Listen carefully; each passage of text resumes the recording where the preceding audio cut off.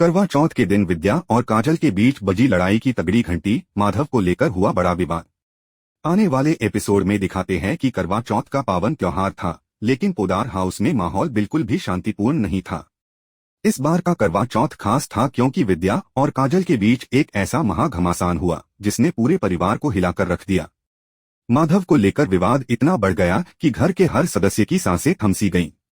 हर कोई जानना चाहता था कि आखिर इस लड़ाई की असली वजह क्या है और इससे आगे क्या होगा। यह रिश्ता क्या कहलाता है कि इस नए ट्रैक में आपकी नजरें जम जाएंगी, क्योंकि यहाँ चल रहे घटनाक्रम का कोई अनुमान भी नहीं लगा सकता। शुरुआत होती है तब जब करवा चौथ के दिन विद्या और काजल के बीच बहस छिड़ जाती है। बहस इतनी तीव्र होती है कि विद्या तान्या को भी खुलकर सुनाती है और संजय को भी अपने तानों से चुप करा देती है। करवा चौथ के मौके पर हर तरफ व्रत की पवित्रता, परिवार का एकजुट होना और त्योहार की खुशी होती है, लेकिन यहाँ तो सब कुछ उल्टा चल रहा था। विद्या का व्रत टूटने वाला था, लेकिन मासा ने कहा, विद्या क्यों न माधव को वीडियो कॉल कर लो। यह सुझाव सुनकर विद्या को झिझक हुई। उसने बात टालते हुए कहा कि माधव बहुत व्यस्त हैं, शायद वह फोन नहीं उठाएंगे। तभी काजल ने इस मौका को भुनाते हुए विद्या को तंज कसा। शायद इन्हें माधव भाई साहब को फोन करने में शर्म आ रही होगी, क्योंकि वह भाषा से कोई रिश्ता रखना नहीं चाहते। यह बात सुनते ही सबका ध्यान एक दूसरे की ओर गया। काजल ने आगे कहा, असल में भाषा की पूरी सच्चाई हमें पता चल चुकी है। वह अभीरा के साथ नहीं बल्कि गीतांजलि के साथ है, और अरमान के लिए वह गीतांजलि को बहू बनाना चाहती थी। यही वजह है कि माधव भाई साहब बहुत नाराज हैं। वे तो उनका मुंह तक नहीं देखना चाहते। ऐसे में यह सवाल उठता है कि फिर कौन किस मुंह से उन्हें फोन करेगा। विद्या को यह सब सुनकर अंदर तक झटका लगा। उसकी आंखों में गुस्सा और दुहक दोनों ही साफ झलक रहे थे। अचानक वह तान्या पर भड़क उठी और उनकी जुबान पर कटाक्ष करने लगी। तान्या भी कम नहीं थी, उसने पलटकर जवाब दिया, यह पूरा घर हमारा है, हम चाहे यहाँ जो करें। यह जवाब विद्या को हजम नहीं हुआ। उसने कड़क आवाज में कहा, पहली बात तो यह है तान्या कि यह घर पोदार हाउस है। यहाँ केवल पोदार परिवार के सदस्य रहते हैं, कोई बंसल हाउस नहीं है। इतना सुनते ही काजल फटकार लगाती है, हम भी इसी घर में रहते हैं भाभी सा, यह घर हमारा भी उतना ही है जितना आपका। दोनों के बीच तल्खियां बढ़ने लगीं। काजल ने मासा को भी बुलाया और विद्या को चुनौती दी कि वे मासा के साथ अपनापन दिखाएं। विद्या ने कड़ा सवाल उठाया, तुम्हारा अपनापन तब कहाँ था जब मासा को इस घर से निकाल दिया गया था? तुमने कभी सोचा भी नहीं कि इतनी उम्र में मासा कहाँ जाएगी? दोनों बहनें विरासत और अधिकार को लेकर एक दूसरे से टकरा रही थीं। लड़ाई इतनी बढ़ गई कि पूरा परिवार चुपचाप इस सियासी जंग को देख रहा था। अंत में मासा ने बीच बचाव किया। उन्होंने दोनों को समझाने की कोशिश की और एक दूसरे के साथ दोस्ती करने के लिए मनाया। इसी बीच संजय बंसल ने काजल का व्रत तोड़वाया। मासा ने विद्या को प्रोत्साहित किया कि वह भी माधव को फोन करे। वह जरूर तुम्हारा फोन उठाएगा और तुम्हारा व्रत भी तुड़वाएगा, मासा ने कहा। लेकिन विद्या इस बात को टालती रही, कहती रही कि माधव बहुत व्यस्त हैं। फिर काजल ने एक और झटका दिया, मासा यह बात झूठ है। माधव भाई साहब विद्या से बहुत नाराज हैं। मैं कमरे के पास से गई थी और सारी सच्चाई सुन ली थी।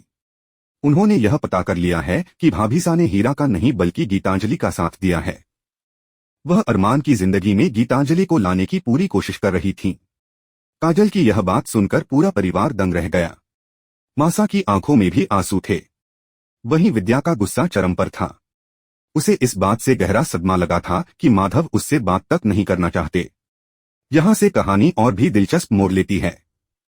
परिवार के अंदर छिपे रहस्यों और रिश्तों के जाल को खोलते हुए यह ट्रैक आपको पूरी तरह से बांधे रखेगा। करवा चौथ के इस पावन अवसर पर जहां एक तरफ व्रत का महत्व है, वहीं दूसरी ओर परिवार के बीच उथल पुथल का समंदर भी उमड़ रहा है। इसके अलावा अरमान और अभीरा की जिंदगी में भी गंभीर संकट आने वाला है। आलिया और प्रियांशु के खतरनाक पेरेंट्स की वजह से दोनों को मिलकर उनकी शादी को लेकर कई चुनौतियों का सामना करना पड़ेगा। यह ट्रैक आपको बहुत सी नई उलझनों में लेकर जाएगा, जहां प्यार, विश्वास और परिवार की कसौटी पर खरे उतरना होगा। आज का एपिसोड पूरी तरह से दिलचस्प और रोमांचक है, जहां हम देखेंगे कि अभीरा और अरमान धीरे धीरे एक दूसरे के करीब आने लगते हैं। शुरुआत में अरमान के रूममेट्स के बीच बातचीत चल रही होती है, जिसमें एक कहता है कि उसे कोई दूसरी गर्लफ्रेंड ढूंढ लेनी चाहिए क्योंकि वो हमेशा उसके साथ रहता है। दूसरी तरफ एक दोस्त कहता है कि वे दोनों दोस्त हैं, इसलिए कोई दिक्कत नहीं होनी चाहिए। लेकिन ये बातें सुनकर अरमान के मन में गुस्सा उठता है। इसी बीच डोरबेल बजती है और दोनों के सीनियर्स उन्हें कॉलेज में वेलकम करने बुलाते हैं। सीनियर्स का वेलकम देखकर अरमान और अभिरा को भी अच्छा लगता है। वहां उन्हें सभी के फोन एक बॉक्स में रखने को कहा जाता है ताकि भजन के दौरान कोई डिस्ट्रैक्शन न हो। अभिरा तो इसे पूरी तरह सपोर्ट करती है, कहती है कि इससे फोकस बढ़ेगा। फिर वे सब मिलकर भजन करते हैं, लेकिन उससे पहले सीनियर्स एक मजेदार खेल शुरू करते हैं जिसमें हर कोई किसी लड़की को प्रपोज करता है। अरमान थोड़ा संकोच में रहता है, लेकिन फिर भी खेल में भाग लेता है। अरमान जब अभिरा का नाम गलत बबीता बोल देता है तो वहां हंसी का माहौल बन जाता है। अभिरा को थोड़ी झिझक होती है, लेकिन सब लोग इस सीन को मजेदार समझते हैं। सीनियर्स अभिरा को भी कह देते हैं कि अब उसकी बारी है, वह अरमान को रिझाए। थोड़ी अनिच्छा के बावजूद अभिरा मान जाती है, क्योंकि अगर वह ऐसा नहीं करेगी तो सभी के बीच असहज माहौल बन जाएगा। जब वह अरमान को रिझाने की कोशिश करती है तो छोटी छोटी दुर्घटनाएं होती हैं। उसका पैर चोटिल हो जाता है, उसकी रिंग बालों में फंस जाती है। ये सब देखकर सभी हंस पड़ते हैं। फिर सीनियर्स एक मजेदार लेकिन चुनौतीपूर्ण गेम खेलते हैं, किस करना। अभिरा और अरमान दोनों ही नर्वस हो जाते हैं। अभिरा जब किस करने जाती है तो अरमान अपने आप को आगे ले आता है, लेकिन फिर वह उसकी चीख पर हल्का सा किस कर देता है। उसी समय वार्डन आ जाती हैं और सबको डांट लगाती हैं। वार्डन को समझ आता है कि ये सब सीनियर्स की शरारत है और वे सभी को सख्ती से अपने अपने कमरों में जाने का आदेश देती हैं। अभिरा थोड़ी शर्मिंदा होती है, जबकि अरमान के चेहरे पर हल्की मुस्कान होती है, जिसे देखकर पता चलता है कि वह इस पल को पसंद कर रहा है। दूसरी ओर कॉलेज के बाहर अभिरा की क्लासमेट्स आलिया और तमन्ना उसकी टांग खींचती हैं। वे कहती हैं कि अभिरा बहुत ब्लश कर रही थी और अरमान को किस करने भी जा रही थी। उनके बीच की केमिस्ट्री देखकर लोग मुस्कुरा उठते हैं। अरमान अपने रूममेट से बात करता है कि ये सब कितना अच्छा था, लेकिन अचानक उसे उस लड़के की आवाज सुनाई देती है जो अभिरा को पसंद करता था। वह गुस्से में अरमान को डांटता है कि अब से अभिरा का नाम मत लेना। इससे अरमान गुस्सा होकर वहां से चला जाता है। अभिरा और अरमान दोनों बाहर आकर एक दूसरे को देखते हैं और शर्माते हैं। अभिरा छुप जाती है, लेकिन अरमान मुस्कुराता है क्योंकि उसे लगता है कि उनके बीच कुछ नया शुरू हो सकता है। कॉलेज लाइफ की ये नई शुरुआत दोनों के लिए खास होती है। वहीं पोदार हाउस में करवा चौथ की तैयारियां जोरों पर हैं। काजल और विद्या साथ में साड़ियों की शॉपिंग कर रही होती हैं। अचानक दोनों को एक साड़ी इतनी पसंद आ जाती है कि वे दोनों उस साड़ी को लेने पर अड़ जाती हैं। काजल कहती है कि यह साड़ी उसने पहली बार देखी थी, तो विद्या कहती है कि उसने इसे पहले ही चुना है। बहस इतनी बढ़ जाती है कि दादी आकर बीच में हस्तक्षेप करती हैं। दादी उस साड़ी को बीच में से काटकर आधा आधा दोनों को दे देती हैं ताकि दोनों संतुष्ट हो जाएं। फिर दादी सख्ती से कहती हैं कि ये लड़ाई बंद करें और इस करवा चौथ की तैयारी का पूरा जिम्मा तान्या को सौंपती हैं। इस बीच काजल विद्या को याद दिलाती है कि पहले मासा की बहुत चिंता होती थी, फिर गीतांजलि के आने के बाद सारी फोकस गीतांजलि पर चली गई। गीतांजलि के जाने के बाद दादी ने फिर से अभिरा की प्रशंसा शुरू कर दी। काजल के ये शब्द सुनकर दादी को अपने व्यवहार का एहसास होता है और वह काजल से माफी मांगती हैं।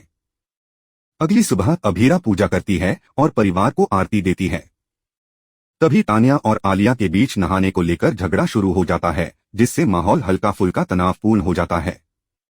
अभिरा फोन से अपनी मां माहिरा से बात करती है और बताती है कि सब ठीक है, दादी ने उसकी चोटी बनाई है और बुआ ने उसे तैयार किया है। मां से बात करते हुए अभिरा कहती है कि वह सिर्फ पढ़ाई के लिए आई है, घूमने नहीं।